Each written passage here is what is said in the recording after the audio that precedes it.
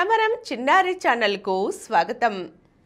చిన్నారి పిల్లలారా, మనం వేమన పద్యం జగతికి దీపం కార్యక్రమం ద్వారా ఎంతో చక్కని వేమన పద్యాలను వాటి భావాన్ని తెలుసుకుంటున్నాం కదర్రా. ఈరోజు ఒక చక్కని వేమన పద్యం నేర్చుకుందామా? అరయ నాస్తి ఎనక ఎడ్డు మాటాడక తట్టు పడక మదిని తన్నుకోక తనది గాదనుకొని తాబెట్టునది పెట్టు విశ్వదాభిరామ వినురవేమ.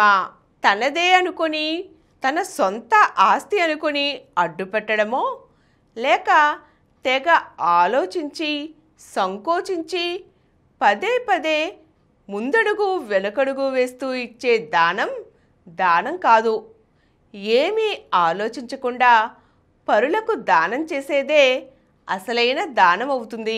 అసలైన దానగుణం గలవారు పదే పదే ఆలోచించకనే ఎదుటివారి అవసరాలను తెలుసుకునో వారు అడిగారనో వెంటనే దానం చేస్తారు. ఎదుటివారికి ఇవ్వడంలోనే తమ ఆనందం దాగుందని భావిస్తారు. వారే అసలైన దానగుణం కలవారు. దానగుణం యొక్క గొప్పతనం తెలిసినవారు అవుతారు.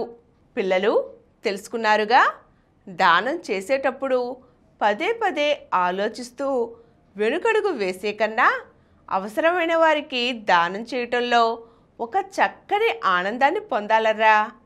సరేనా? ఈ పద్యాన్ని మరొక్కసారి చూద్దామా?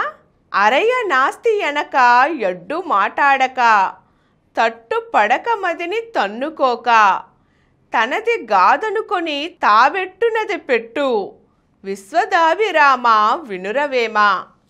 పిల్లలు, ఈ చక్కని పద్యాన్ని భావాన్ని మీరు అర్థం చేసుకోండి, కంఠస్థ పట్టండి.